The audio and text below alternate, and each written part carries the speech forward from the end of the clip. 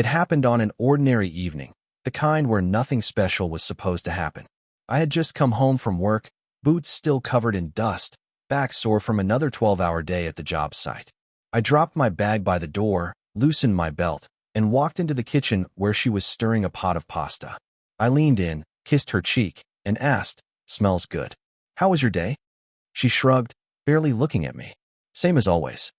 We ate quietly, the sound of forks against plates filling the silence we didn't know how to break anymore. I tried to make small talk, about work, about a funny thing one of the guys on my crew said, about maybe planning a weekend away. She answered with half smiles, distracted nods, the kind of responses you give when your mind is already somewhere else. And then, halfway through dinner, she put her fork down, looked at me, and said it. "You know, you're just a habit to me now."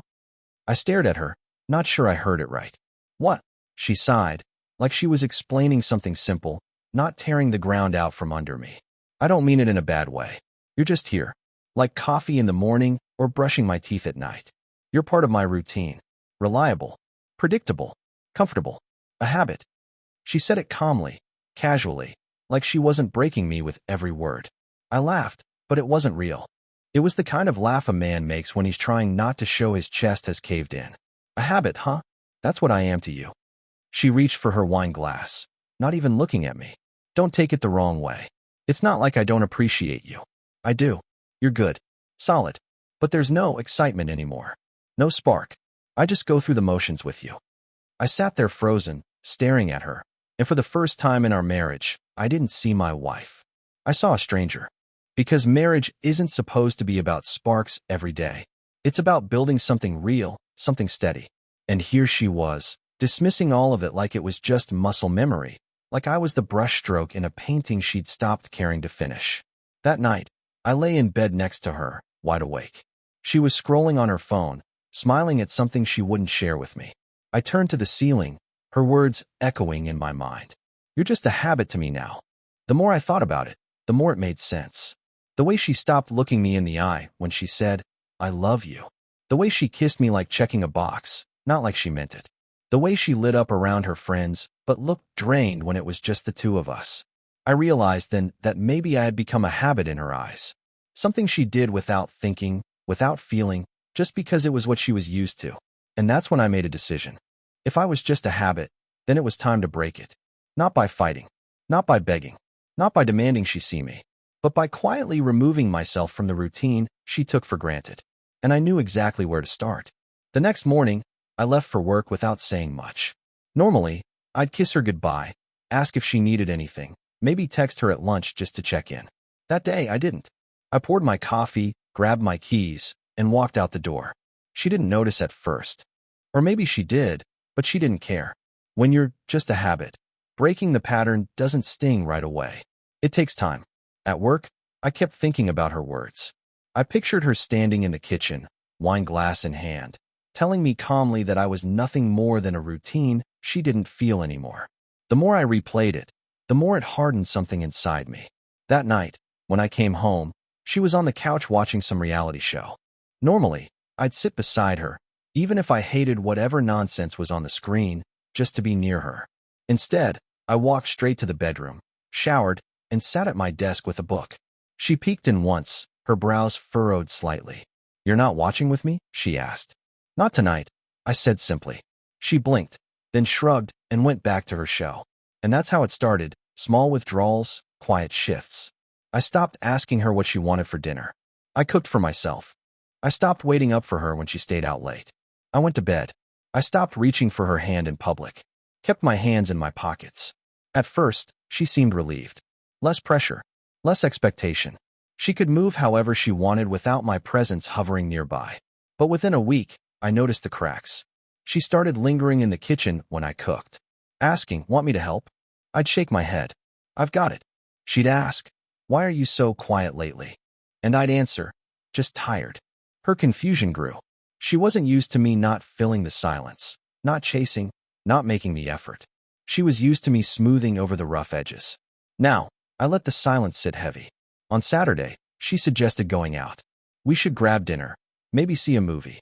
"Not really in the mood," I said, folding laundry. That one stung.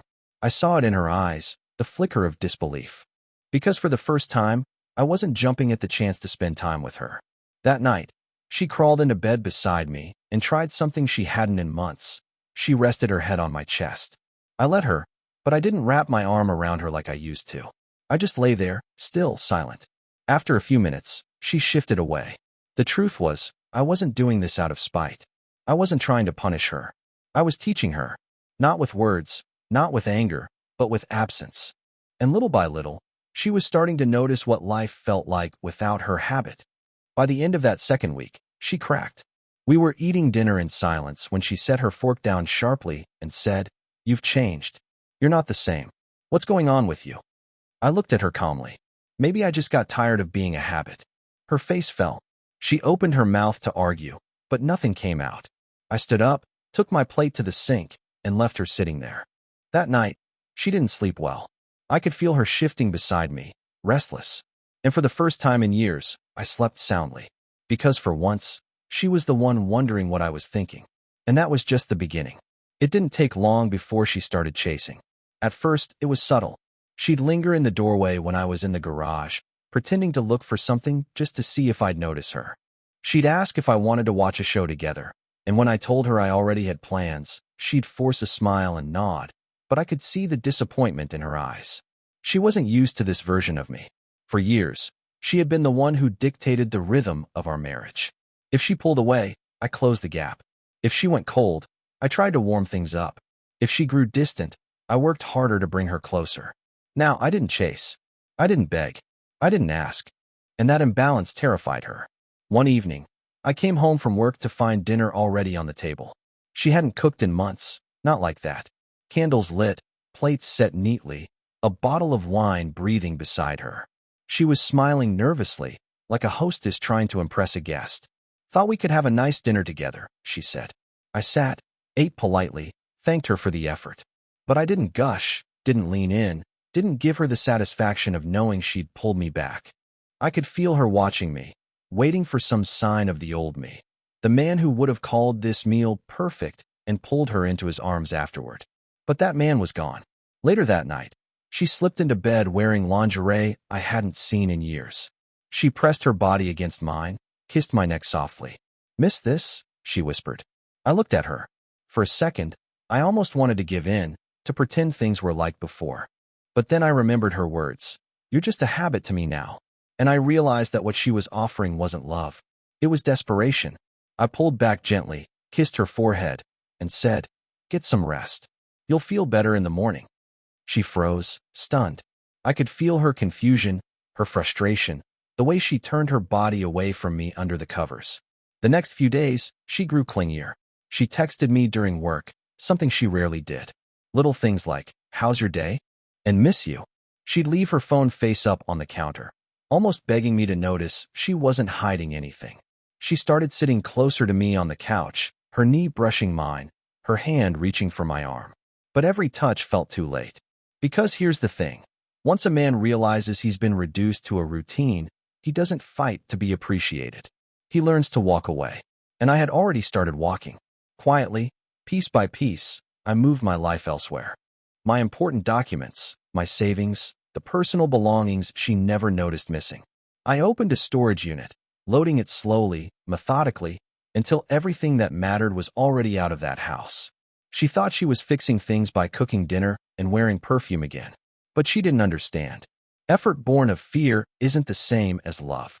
One Friday night, she looked at me across the table, eyes shining, and said, "I don't know what's going on with us, but I don't want to lose you." I met her eyes and simply said, "Then maybe you shouldn't have treated me like something you could never lose." Her lips parted, but no words came out. She blinked, stunned, like no one had ever spoken to her that way before. That night, she cried quietly beside me in bed. I heard it. I didn't move. And in that moment, I knew it was over, not because she was crying, but because I didn't feel the urge to comfort her anymore. I had already broken the habit. By the time the last week came, everything was already set in motion. My savings were in a separate account, my belongings were tucked safely away in a storage unit, and the lease on my new apartment was signed. All that was left was the timing. She didn't know it, but I had been rehearsing my exit for weeks. Every silence, every "I'm tired," every moment of distance wasn't just exhaustion, it was preparation. I wasn't leaving in chaos. I wasn't giving her a fight she could twist into her own story. I was leaving in silence, the same silence she had once given me. That final Tuesday, she tried again. I came home from work to find her waiting in the living room, the lights dim, soft music playing. She stood when I walked in, her hands wringing nervously. "I made your favorite tonight," she said quietly. "And I'm sorry for what I said about you being a habit. I didn't mean it like that." I looked at her, really looked, and for the first time in months I saw her not as my wife, but as a woman who realized too late what she had lost. Her eyes were searching me, desperate, like she wanted to pull me back into the role I used to play, the dependable man who always forgave, always tried again. I sat down at the table, ate the meal she made, and thanked her. But my words were flat. No warmth, no softness, just polite finality. After dinner, she tried to pull me close on the couch. I let her rest her head on my shoulder, but my body stayed stiff. She whispered, "Do you still love me?" And I answered with the truth. "I loved you enough to fight for us when you couldn't see me anymore. But now, I don't even recognize us." Her breathing hitched. She pulled back, eyes wet, shaking her head. "Don't say that. Please. We can fix this. We just need to." But I didn't let her finish.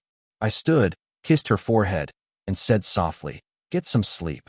She cried again that night, just like before. But this time, I didn't even pretend to listen. The next morning, I left for work as usual. She thought she still had time to fix it.